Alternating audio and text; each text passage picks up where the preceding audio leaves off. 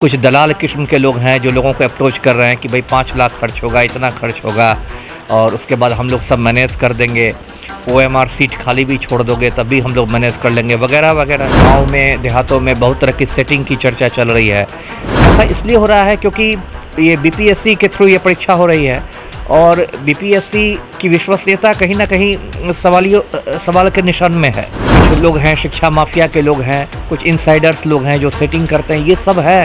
तो सरकार को, नीतीश सरकार को एक मतलब ये आप समझ सकते हैं एक झुंझुना है, ये चुनावी झुंझुना है। नमस्कार, आप देख रहे हैं NBC 24 और मैं हूं आपके साथ मानसी। बता दें कि बीपीएससी ने परीक्षा की तारीख घोषित कर दी है। जी हां, नई शिक्षक नियमावली और जो बीपीएससी के तहत से परीक्षा होनी है उसका जो डेट है वो सामने आ गया है। 24, 25 और 26 को एग्जाम होनी है। लाख मशक्कत के बाद भी, लाख कोशिश, धरना प्रदर्शन और विरोध के बाद भी सरकार ने अपना फैसला वापस नहीं लिया। एग्जाम का डेट आगे आ गया है, 24, 25, 26 को एग्जामिनेशन होने हैं।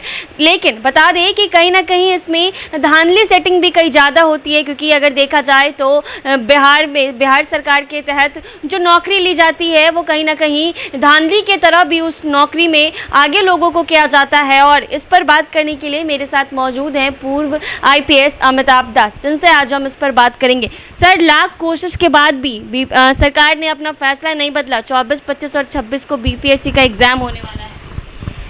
हाँ ठीक है, लेकिन आपने सही कहा कि इसमें विश्वसनीयता का संकट एक है सरकार के सामने, क्योंकि आपने जो कहा धांधली की बात, तो मुझे भी बहुत लोग बताते हैं कि गांव में देहातों में बहुत तरह की सेटिंग की चर्चा चल रही है। कुछ दलाल किस्म के लोग हैं जो लोगों को अप्रोच कर रहे हैं कि भाई 5 लाख खर्च होगा, इतना खर्च होगा और उसके बाद हम लोग सब मैनेज कर देंगे, ओएमआर सीट खाली भी छोड़ दोगे तब भी हम लोग मैनेज कर लेंगे वगैरह वगैरह। इससे बहुत सारे लोग तो सीधे मूर्ख बनाने वाले होते हैं, मतलब जो पैसा लेके चल देंगे और फिर आप पुलिस में शिकायत भी नहीं कर पाइएगा। लेकिन देखिए, ऐसा इसलिए हो रहा है क्योंकि ये बीपीएससी के थ्रू ये परीक्षा हो रही है और बीपीएससी की विश्वसनीयता कहीं ना कहीं सवाल के निशान में है, सवालों के घेरे में है। क्योंकि आपको याद होगा बीपीएससी की जो परीक्षा थी, संयुक्त वाली परीक्षा, उसमें भी पीटी का पेपर लीक हो गया था और उसके पहले भी बीपीएससी के पेपर्स लीक होते रहते हैं। ऐसी बात लोगों में आती है कि कई केस भी होते हैं, हाई कोर्ट में होते रहते हैं केस। ऐसी बातें आती है कि कुछ लोग हैं शिक्षा माफिया के लोग हैं, कुछ इनसाइडर्स लोग हैं जो सेटिंग करते हैं, ये सब है। अब देखिए, अब जो नए चेयरमैन बने हैं मिस्टर अतुल प्रसाद, उनके लिए एक, मैं समझता हूँ कि एक बड़ी ये चुनौती है कि मतलब इस परीक्षा को अच्छा से वो ले लें। हाँ जी, क्योंकि देखिए ये बिल्कुल, क्योंकि इसमें देखिए 1,70,461 रिक्तियाँ हैं। तो ये रिक्तियाँ हैं। अब इसमें देखिए क्या है कि एक तरह से हम लोग इसको सुपर टेट की परीक्षा कर सकते हैं, क्योंकि इसमें टीईटी करने वाले बैठेंगे। तो इस तरह की परीक्षा यूपी में भी हुई थी, इसको सुपर टेट की परीक्षा कहते हैं। लेकिन अभी भी इसमें कुछ असमंजस की स्थिति बनी हुई है। देखिए, शुरू में इस परीक्षा में कहा गया था कि डोमिसाइल नीति लागू रहेगी, यानी कि सिर्फ बिहार के जो अस्थायी निवासी हैं वही फॉर्म भर पाएंगे। फिर अचानक बिहार सरकार को ज्ञान प्राप्त हुआ कि नहीं, बहुत सारी रिक्तियां नहीं भरी जाएंगी। तब कहा गया कि नहीं, किसी भी प्रदेश के लोग इसमें फॉर्म भर सकते हैं। तो अचानक फॉर्म की मतलब बाढ़ आ गई, क्योंकि फिर दूसरे राज्यों के लोग भी फॉर्म भरने लगे और इतना ज़्यादा मतलब ये हो गया कि फिर बीपीएससी को अंतिम तारीख बढ़ानी पड़ी। फॉर्म भरने की जो अंतिम तारीख थी उसको बढ़ाना पड़ा। तो ये असमंजस की एक स्थिति नहीं होनी चाहिए। यदि डोमिसाइल नीति गलत थी तो शुरू में ही आपको कह देना चाहिए था, है ना।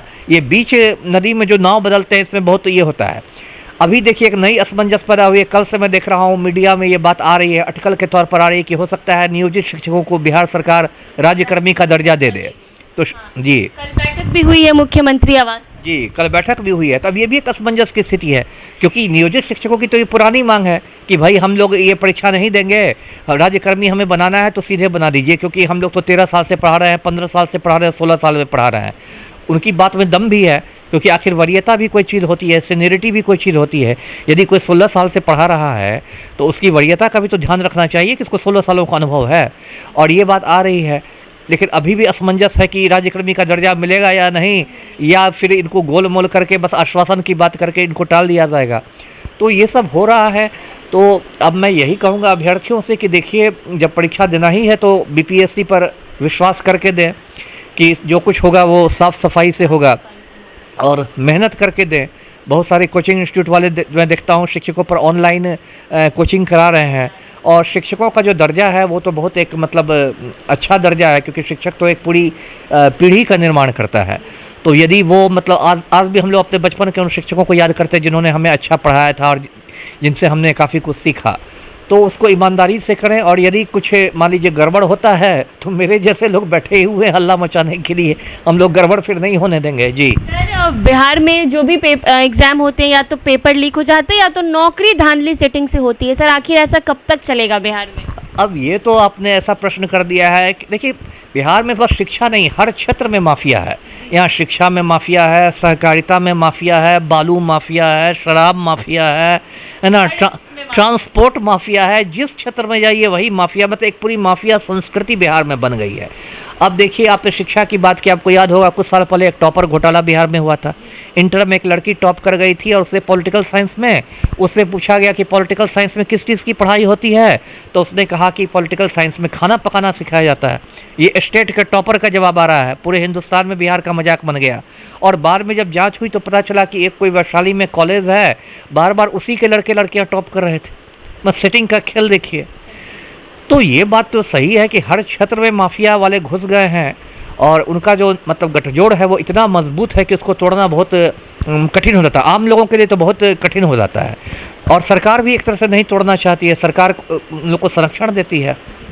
तो सर, कहीं ना कहीं शिक्षक अभ्यर्थियों के लिए काफ़ी बड़ी चुनौती होने वाली है इस धांधली से बचकर अपनी नौकरी पाना। जी बिल्कुल, एक तरह का समझिए बाधा दौड़ है। बाधा दौड़ जैसे एक दौड़ होती है, तो जगह जगह बाधाएं लगाई जाती है और लोग उसको पार करते जाते हैं। एक तरह की बाधा दौड़ है, क्योंकि कब इसमें पेपर लीक की वजह से ये हो जाए, रद्द हो जाए, या कभी ये मामला फिर कोर्ट में चले जाए, कोर्ट के द्वारा स्टे लगा दिया जाए। तो एक तरह से बाधा दौड़ है। और अभी इसकी टाइमिंग की एक ये भी वजह है कि अभी 8-9 महीने बाद लोकसभा चुनाव हैं, बिहार से 40 सीटें हैं। तो सरकार को, नीतीश सरकार को एक मतलब ये आप समझ सकते हैं एक झुंझुना है, ये चुनावी झुंझुना है कि हम 1,70,461 रिक्तियाँ निकाल दें, जिससे लोगों को लगे कि सरकार मतलब नौकरी देने जा रही है। लेकिन हो सकता है ये मतलब प्रक्रिया इतनी धीमी चले कि प्रक्रिया पूरे होते होते भी 5 साल 6 साल लग जाए। कहीं ना कहीं इसको पॉलिटिकल एजेंडा बनाया जा रहा है। नहीं, बिल्कुल साफ है ये एजेंडा। आप इसकी टाइमिंग देख लीजिए, टाइमिंग है कि मतलब ये पॉलिटिकल एजेंडा है। जैसे जैसे चुनाव करीब आते जा रहे हैं वैसे वैसे इसका ऐलान हुआ और ये हो रहा है।